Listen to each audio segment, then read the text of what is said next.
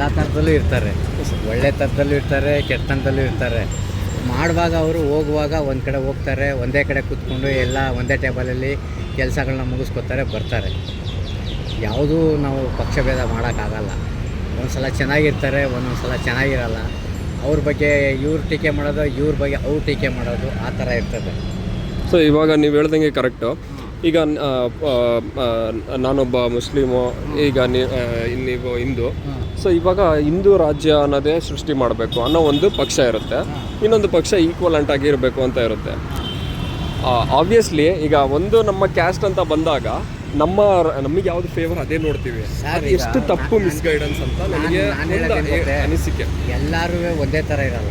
ಮುಸ್ಲಿಮಲ್ಲೂ ಒಳ್ಳೆಯವರಿದ್ದಾರೆ, ಹಿಂದೂಗಳಲ್ಲೂ ಒಳ್ಳೆಯವರಿದ್ದಾರೆ. ಆ ಥರ ಭೇದ ಭಾವಗಳಿದೆ. ಮತ್ತು ಎಲ್ಲರೂ ಟೆರರಿಸ್ಟ್ ಆಗೋಕ್ಕಾಗಲ್ಲ. ಅವರಲ್ಲೇ ಒಂದು ಗುಂಪು ಇದಿರುತ್ತಲ್ವ, ಮಾಡ್ಕೊಂಡಿದ್ದೇನೆ. ಅವ್ರುಗಳು ಏನು ಮಾಡ್ತಾರೆ ಅಂದರೆ ಅವ್ರ ಸಂಘದಲ್ಲಿ ಅವ್ರಿಗೆ ಒಂದು ವಿದ್ಯೆಗಳನ್ನ ಹೇಳ್ಕೊಡ್ತಾರೆ. ಈ ಥರ ಮಾಡಬೇಕು, ಹಿಂದೂ ಕಂಡ್ರೆ ನಿಮ್ಗೆ ಆಗ್ಬಿಡ್ದು, ಇನ್ನು ನಮ್ಮ ಇದರಲ್ಲಿ ಹೇಳ್ತಾರೆ ಮುಸ್ಲಿಂ ಕಂಡ್ರೆ ಆಗ್ಬಿಡ್ದು. ಅದರಲ್ಲಿ ಏನಾಗುತ್ತೆ ಅಂದರೆ ನಿರಪರಾಧಿಗಳು ಸಿಗಾಕೊಡ್ತಾರೆ, ಅಪರಾಧಿಗಳು ಪಾರಾಗ್ಬಿಡ್ತಾರೆ ಅಲ್ವೇ. ಆ ಇದರಿಂದ ನಾವೇನು ಅವ್ರನ್ನ ಟಾರ್ಗೆಟ್ ಮಾಡೋಕ್ಕಾಗಲ್ಲ. ಅಪರಾಧಿಗಳೇನೆ ಓಟಾಗಿ ನಾವು ಅವ್ರಿಗೆ ಕೊಡ್ತಾ ಇದ್ದೀವ ಅಂದ್ಬಿಟ್ಟು. ಹೌದು, ಕೊಡ್ತಾ ಇದ್ದೀವಿ, ಓಟಾಗಿ ಕೊಡ್ತಾ ಇದ್ದೀವಿ. ಯಾಕೆಂದ್ರೆ ಎಲ್ಲ ಥರನೂ ಫೆಸಿಲಿಟೀಸ್ ಮಾಡಿಕೊಂಡು ಅವ್ರನ್ನ ಬೆಳೆಸ್ತಾ ಇದ್ದೀವಿ ಇಲ್ಲಿ ಅಲ್ವೇ. ಬೆಳೆಸ್ಬಿಟ್ಟು ಅವ್ರಿಗೆ ಎಂಕರೇಜ್ ಮಾಡ್ತಾ ಇದ್ದೀವಿ. ಫಾರ್ ಎಕ್ಸಾಂಪಲ್ ನಮ್ಮ ಒಂದೇ ಜಸ್ಟ್ ಒಂದು ಬೆರಳಲ್ಲಿ ನಾವು ಒಂದು ವೋಟ್ ಮಾಡ್ತೀವಿ ಅವ್ರಿಗೆ. ಹೌದು, ಅವರು ನಮ್ಮ ರಾಜ್ಯನೇ ಆಳ್ತಾರೆ ಜೀವನ ಪೂರ್ತಿ.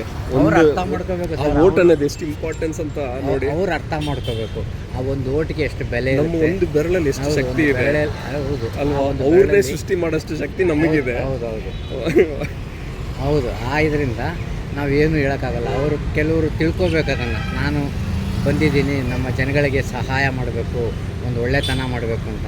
ಅವರೇನು ಮಾಡ್ತಾರೆ ಅಂದರೆ ಗೆದ್ದುಬಿಟ್ಟ ಮೇಲೆ ನಮ್ಮನ್ನು ಇದನ್ನು ನೋಡಲ್ಲ.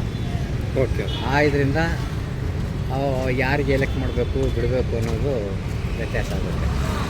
ಈಗ ಒಂದು ದಿನಸಿ ತಗೋಬೇಕು ಅಂದರೆ ಸರ್ ನಾನು ನಿಮ್ಮ ಹತ್ರ ತಗೋತೀನಿ. ಈಗ ನೀವು ಒಂದು ಐಟಮ್ ತಗೋಬೇಕು ಅಂದರೆ ನೀವು ಒಂದು ಕಡೆಗೊಂದು ಹೋಗಿ ತಗೋತೀರಾ.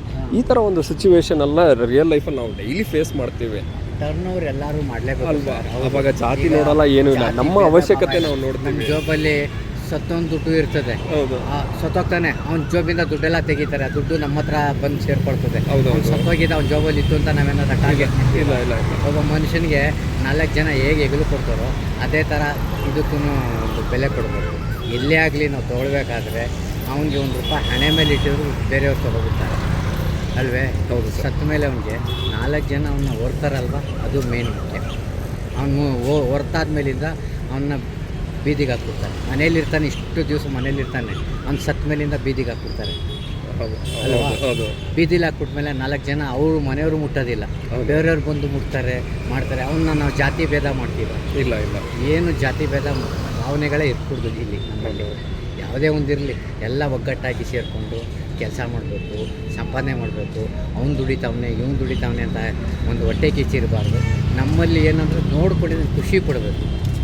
ಈಗ ಏನೇ ಆಗಲಿ, ಒಬ್ಬ ದುಡಿತಾವನೆ ಅಂದರೆ ಅವ್ನು ಮೇಲೆ ಬರ್ತಾವನೆ ಅಂದರೆ ಅವನ್ನ ನೋಡ್ಕೊಂಡು ಖುಷಿ ಪಡಬೇಕು. ನಾವು ಅದನ್ನು ಪ್ರಯತ್ನ ಪಡಬೇಕು. ಅವನಷ್ಟಕ್ಕೆ ನಾವು ಮುಂದೆ ಮೇಲೆ ಬರಬೇಕು, ಮೇಲೆ ಸಂಪಾದನೆ ಮಾಡಿ ನಾವು ದುಡಿಬೇಕು ಅಂತ. Thank you sir.